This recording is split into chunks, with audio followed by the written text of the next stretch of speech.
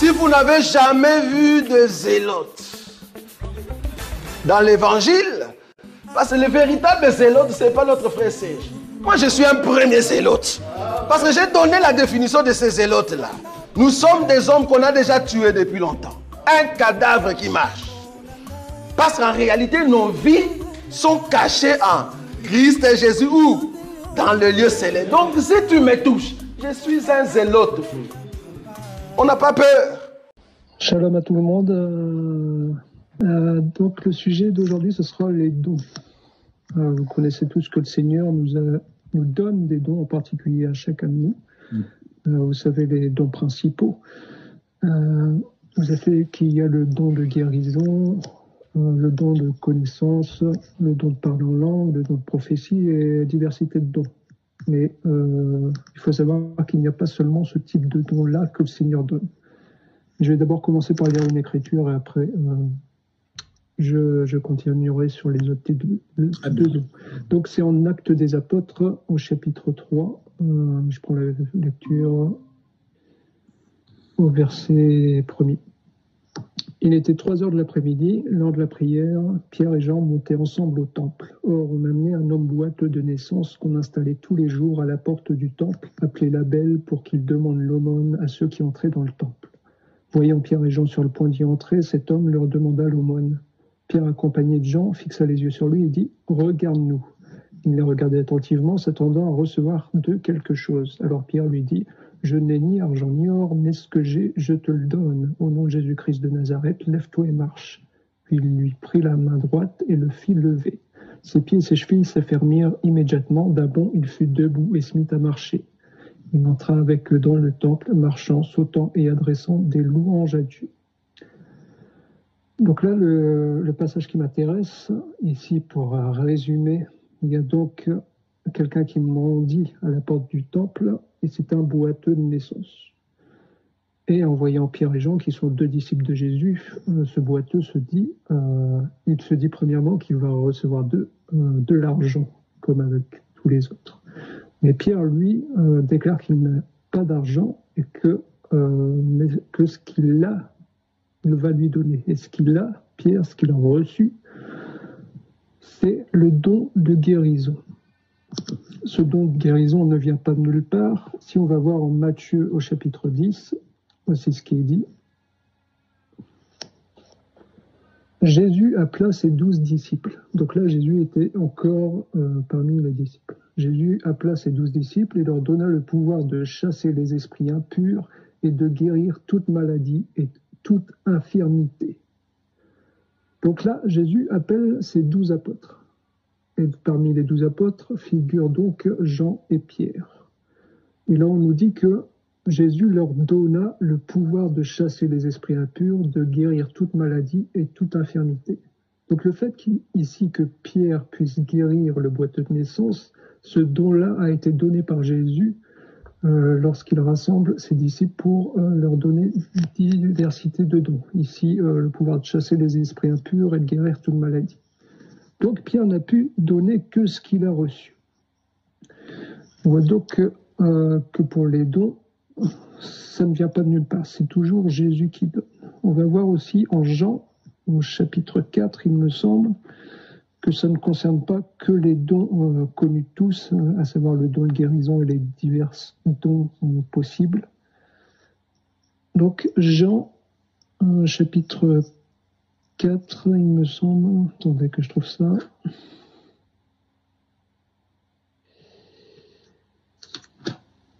Voilà, Jean chapitre 4.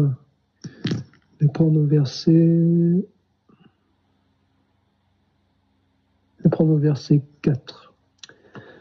Comme il devait traverser la Samarie, ici on parle de Jésus, comme il devait traverser la Samarie, il arriva dans une ville de Samarie appelée Sychar, près du champ que Jacob avait donné à son fils Joseph.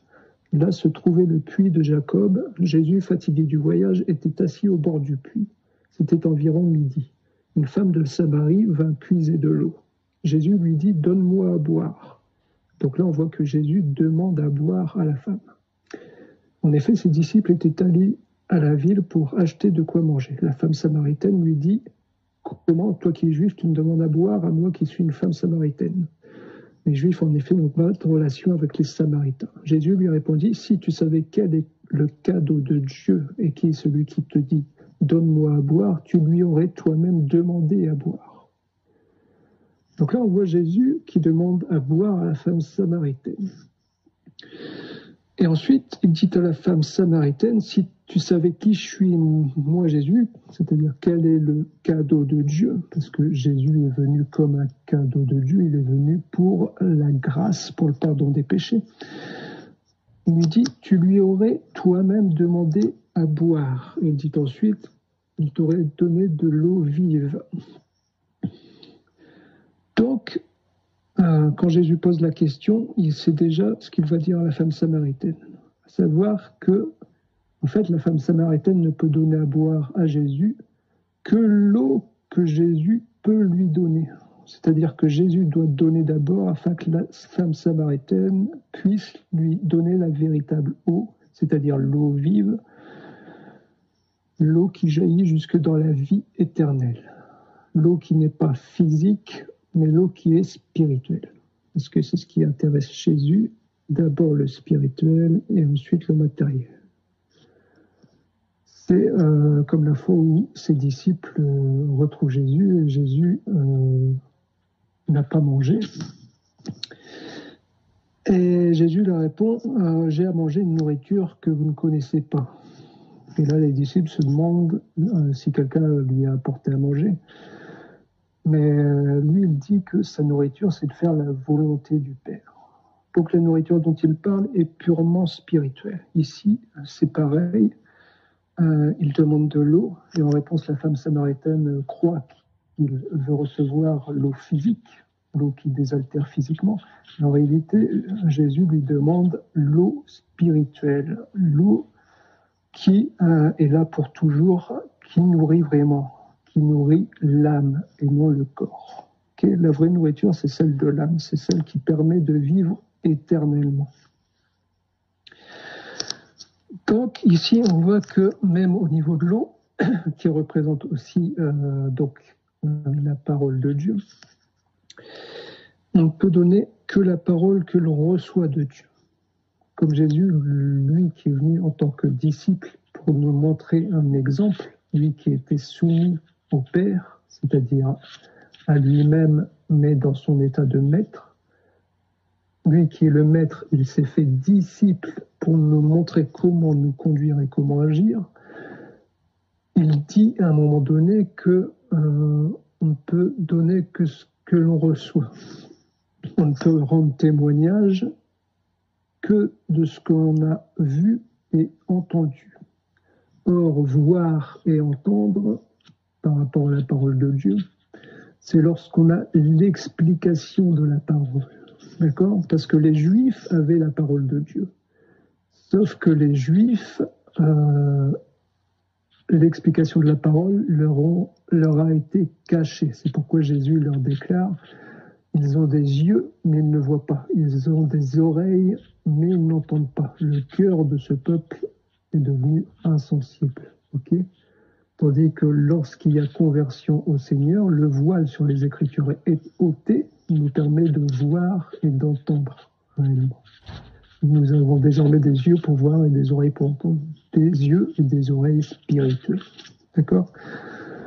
Car dans ce que veut Jésus, c'est premièrement le spirituel, c'est premièrement que vous écoutiez sa parole et que vous ne vous contentiez pas de l'écouter, mais de la mettre en pratique. Et c'est Jésus qui donne de voir, c'est lui qui donne d'entendre. Mais c'est aussi lui qui donne d'avoir la foi.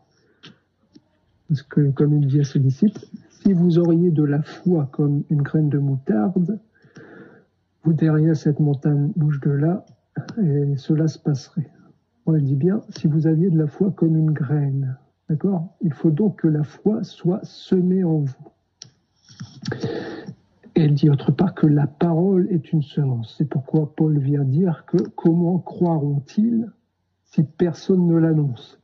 Il faut d'abord que les gens entendent la parole de la foi, afin que cette parole soit semée en eux et qu'elle puisse apporter la foi en eux. D'accord? Donc la foi est aussi un don donné par quelqu'un et donné par Christ lui-même au travers aussi des ministres et des disciples. Mais c'est toujours Christ qui donne.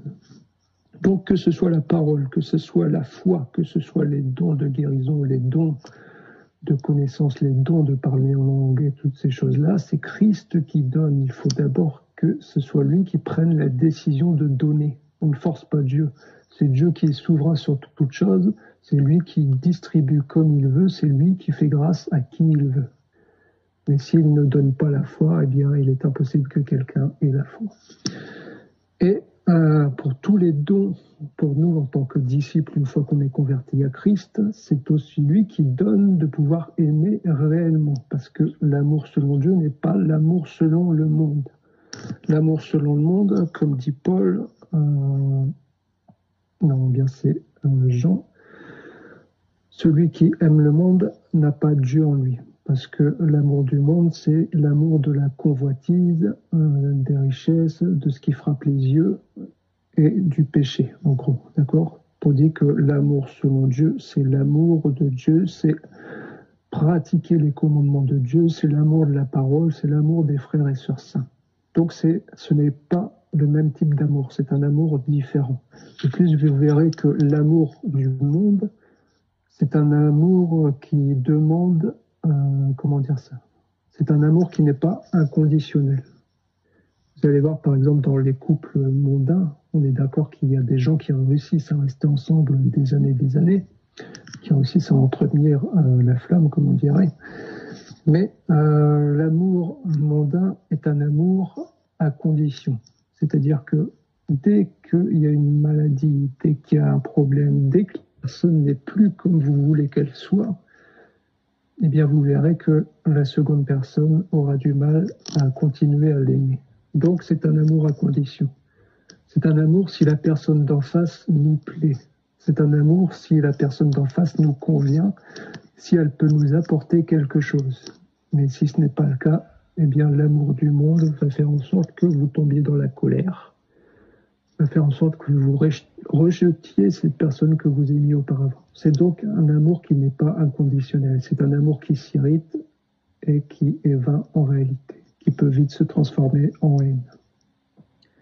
Ça, c'est l'amour seulement. Mais Paul vient nous dire que l'amour, qui n'est pas du monde, mais l'amour qui vient de Dieu, qui est un don de Dieu, c'est un amour qui ne s'irrite pas, qui ne se vante pas et qui ne cherche pas son propre intérêt. Là, il y a déjà une grande différence.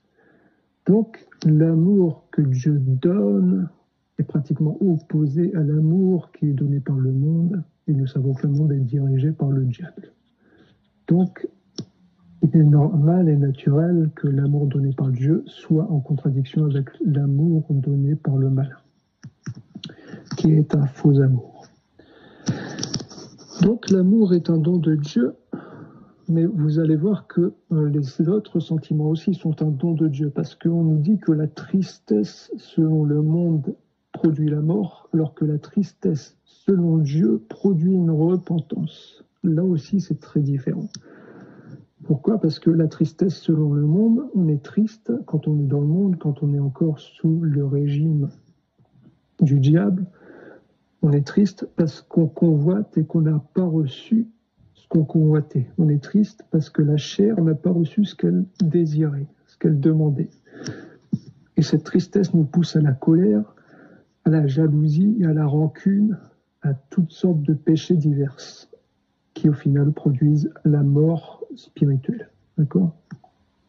Tandis que la tristesse selon Dieu, on est triste par rapport au péché qu'on a commis.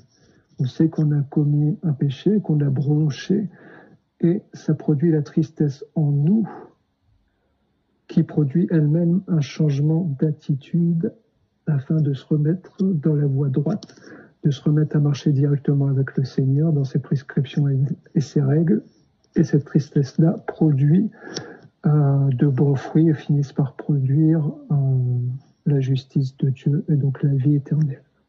Donc que ce soit la joie selon le monde, la joie selon Dieu, l'amour selon le monde, l'amour selon Dieu, la tristesse selon le monde, la tristesse selon Dieu, vous voyez bien que tout ce qu'on peut recevoir en tant qu'enfant de Dieu, il faut qu'on le demande à Dieu.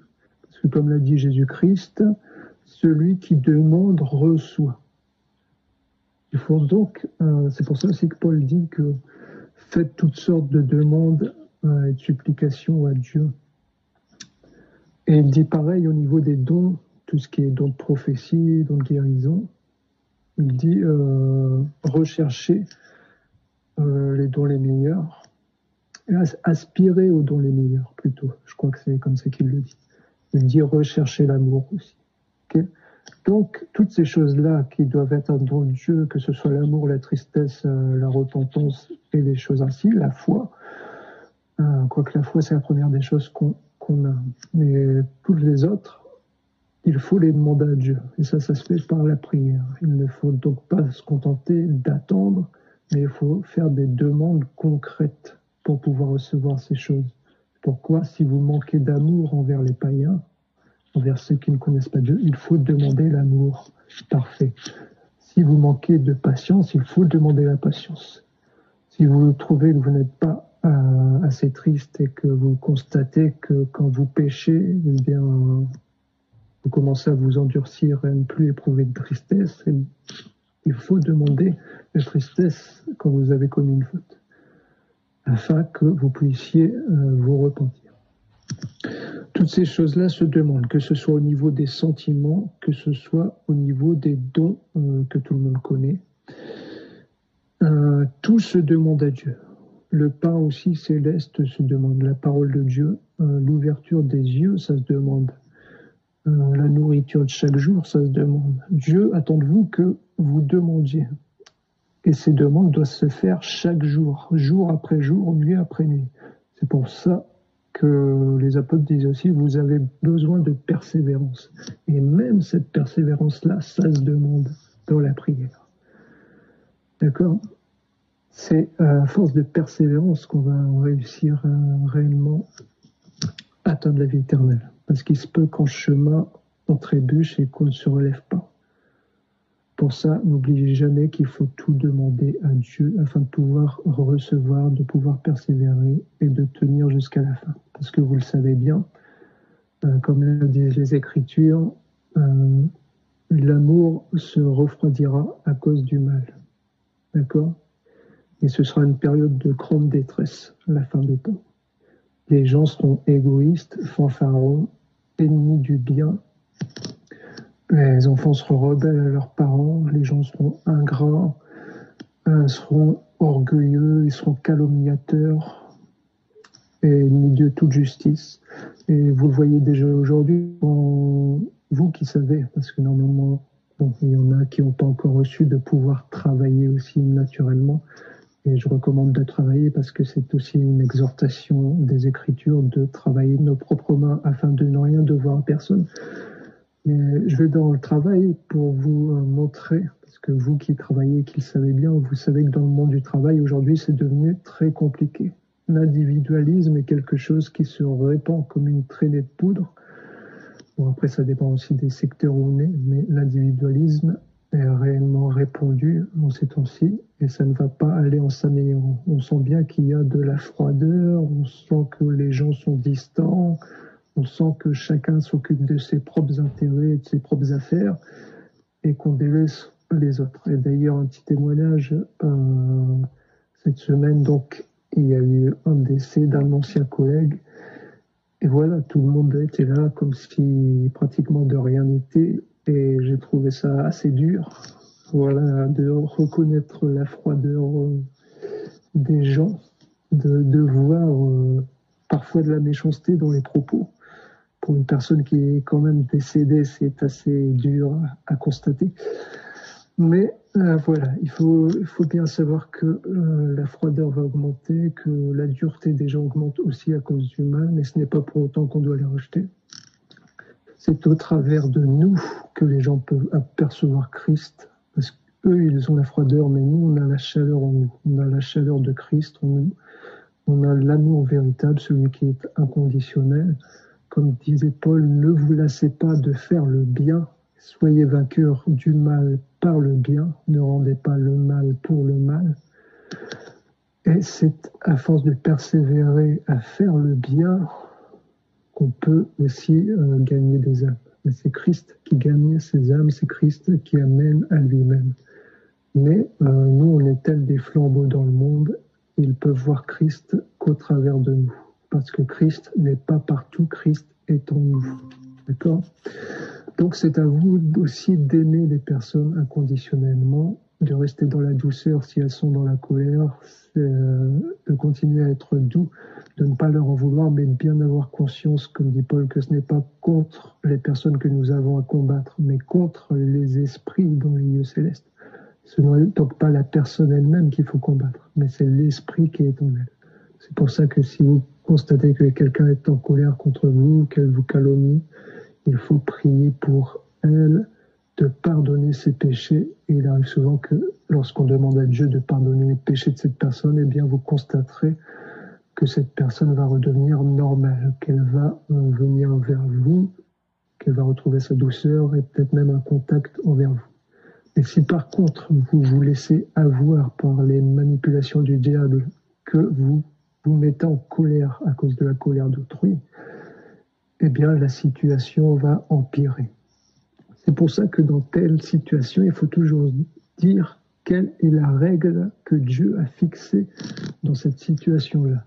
Si vous connaissez le commandement, si vous connaissez la prescription que Dieu a fixée dans telle ou telle situation, d'où l'importance de lire tous les jours la Bible, eh bien, vous mettez simplement et humblement cette prescription en pratique et vous verrez que Dieu sera avec vous et qu'il va vous délivrer de la détresse. Si par contre vous commencez à compter sur vos propres forces, si vous commencez à avoir des pensées de vengeance, des pensées de colère, des choses ainsi, c'est mal parti. Donc essayez de faire plier votre volonté humaine à la volonté de Dieu et de toujours vous demander qu'est-ce que Christ aurait fait à ma place. Et mettez simplement en pratique ce que vous pensez ou ce que vous savez qu'il aurait fait dans ce cas-là. Et vous verrez que Dieu sera avec vous et que de cette situation malheureuse, de cette situation qui peut vous heurter, il en ressentira quelque chose de bon et de bon pour vous, de très bon même. D'accord? Et c'est à force de douceur et de persévérance, d'amour qu'on peut amener les gens à côtoyer Christ, qu'on peut amener à ce que les gens fassent appel à Christ. Donc votre attitude est très importante et la parole aussi. Déjà par votre attitude, vous prêchez la parole. Mais il faut qu'il y ait le témoignage de deux, parce que le témoignage de deux est vrai. Donc il faut qu'il y ait l'attitude qui soit conforme à la parole, mais il faut aussi parler de Christ oralement. Là, vous avez deux témoignages, d'accord? Et ainsi, votre témoignage est véritable. Bon, pour les gens qui ont les dons de guérison, les dons de parler en langue, et des choses ainsi, c'est aussi un troisième témoignage. Vous avez là le témoignage de trois. Vous avez les actes conformes à la parole, vous avez le fait de parler de Christ, et vous avez les dons de guérison et des choses ainsi qui accompagnent la puissance de Dieu, qui accompagne votre témoignage. Donc là, le témoignage est vraiment complet. C'est ce que dit aussi l'apôtre Jean lorsqu'il dit il y en a trois qui rendent témoignage, l'eau, le sang et l'esprit. Vous avez l'eau qui correspond à la parole. Vous avez le sang qui correspond à la vie de la parole, parce que vous savez que le sang, selon les Écritures, Lévitique 17 ou 18, il me semble, le sang, c'est la vie, d'accord? Donc le sang ici, c'est la vie de la parole, c'est-à-dire vous vivez conformément à la parole. Et vous avez l'esprit qui ici est la puissance, l'onction qui vous accompagne, l'onction de Dieu. Okay? L'eau, le sang et l'esprit. La parole, les actes conformes à la parole et la puissance de Dieu qui va se accompagner par les miracles et des choses ainsi. Donc voilà, c'est ce que je voulais dire, c'est que tout est un don de Dieu. Ne négligez pas la prière, ne négligez pas vos demandes, ne faites pas des prières mécaniques comme il arrive à certains à force d'être dans la parole, on finit par prier mécaniquement. Ne vous laissez pas entraîner dans ces choses-là. Essayez de demander à Dieu aussi que ce soit lui qui vous guide dans vos prières. Parce que comme le dit Paul aussi, nous ne savons pas ce qu'il convient de demander à Dieu, c'est pourquoi l'Esprit nous assiste. Donc demandez à Dieu que l'Esprit vous assiste dans vos prières afin que tout se fasse selon sa volonté et afin que vous puissiez aussi progresser et recevoir ce que Dieu veut vous donner. Donc voilà, je vais m'arrêter ici. Ce sera assez court. J'ai pas envie de faire quelque chose de trop long, surtout que le principal, ce que je voulais dire a été dit. Donc je ne vais pas traîner plus longtemps. À bientôt à tous. Que Dieu vous bénisse, que Dieu vous garde. Shalom à tous. Amen.